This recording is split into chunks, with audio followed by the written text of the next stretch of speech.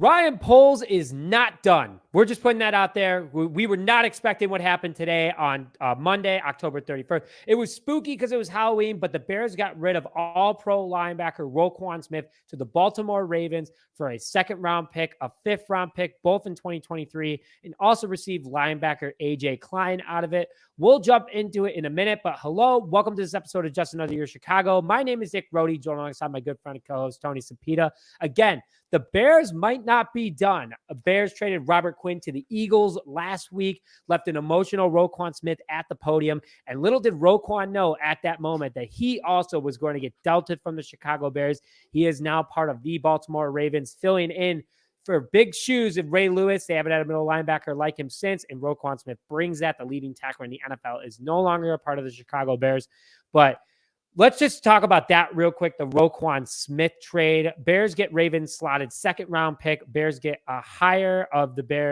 Ravens 2023 fifth round pick.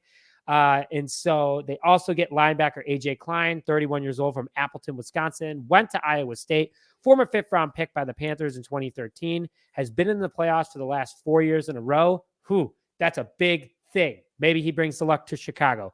136 career games, played over 10 years, 81 games started, 454 total tackles, 15 and a half sacks, 8 forced fumbles, 4 interceptions, 1 touchdown. This guy's not bad. Tony, What was your initial reaction? The AJ Klein information came out a little bit later, but I know you did the live stream earlier. Tony did a great job. But overall, AJ Klein's not a bad player to take in with the stats like that. And he was a captain when he was in New Orleans. Yeah, he had a fantastic, so I think it was 2 years ago was probably his last good year, I guess you could put it. He was playing 16 games, starting 15 of them for New Orleans. They went to Buffalo. So I mean, it's an interesting pickup. It might end up being nothing, but it might be just enough of a wily vet to contribute, which is what we're going to need the rest of the year. But overall, the Roquan trade, I said it on the live stream earlier. I think both sides won. I think both the Bears. I think the Bears win a little more at this current moment because if the Ravens want an extension to get done, if they want to pay him, they already have the Lamar thing hanging over their head. I don't know the Ravens cap situation. It might just be a rental, and that's a pretty expensive rental. However, there was someone that pointed out on Twitter that the Ravens are very smart and love compensatory picks. If Roquan leaves or he just kind of walks at the end of this year, they would get a third round pick. I think barring any other, a crazy amount of moves or something. Third round pick from the Bears? I don't think so. Okay.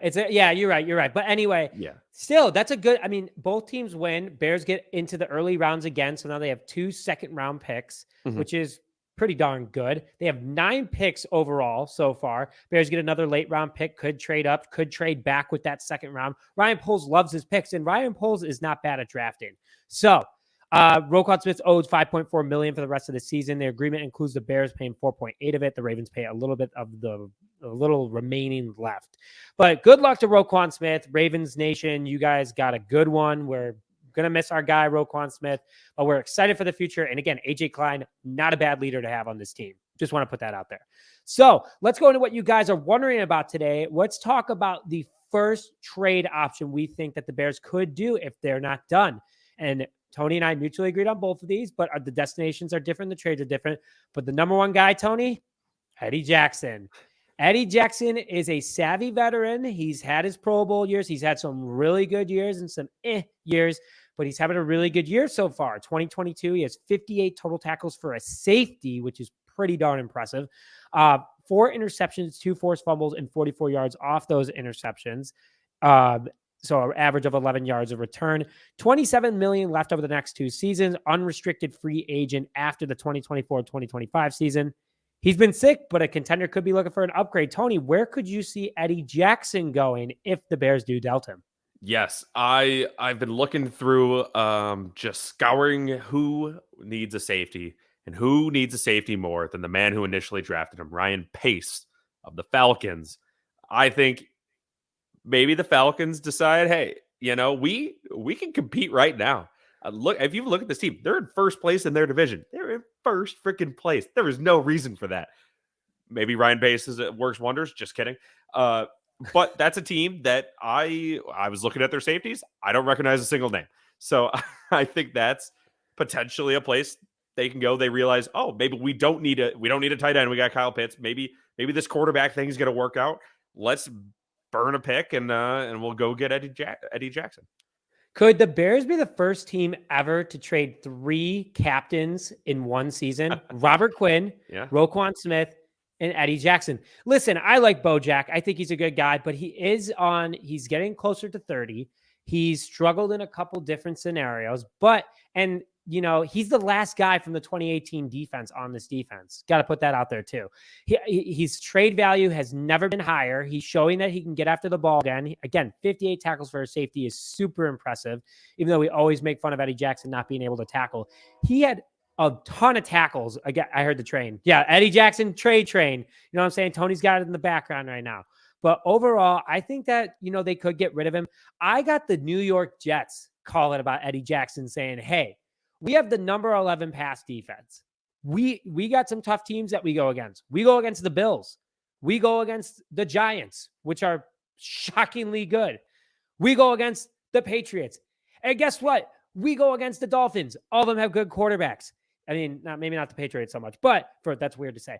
But Eddie Jackson go to the Jets, and the Jets are in an awkward position because they're 5-3. Do they make a push now? Do they go out and get somebody that could put their defense over the top and make them into a top 10 pass defense? Would only make them better. Jets are a few pieces away, in my opinion. They're kind of like the 2018 Bears, where their defense is just dominant compared to their offense. They just picked up James Robinson. Shout out Illinois State. That's why I wore the shirt tonight, going to the New York Jets. But a ton of draft picks, too, for the New York Jets. I hope that the Bears could get 2 out of it. So if the Bears were to go for 2, they would get the 4th and a 6th this year. If they only took 1, I would take a 3rd. That's it. But the Jets have to take all the cap. Ryan Poles is doing a great job of making sure that these teams take all the cap after next season so the Bears don't have to deal with it. Bears have over $127 million after the Roquan trade for next year. And with Eddie Jackson getting dealt, that's going to get another 13.5 million at least. It's a lot of dough, 140 million in cap, and you can let that roll over for 2 seasons. That's pretty freaking awesome if you ask me. Tony, you had the Chargers written down of it initially. I saw you switch to the Falcons, but I think either team is in fair play. Yeah, I totally agree. And I, like you were saying, that 13, I believe it. Yeah, it's about 13-ish million next year. 14 the year after is what he's still owed. So 27 million over the next 2 years. He's not going to be here when we're good. His last year might be when we're finally contenders. It just makes sense. He's helped us. Obviously, we had that run, like you said, in 2018. He's that last big domino to fall from that team.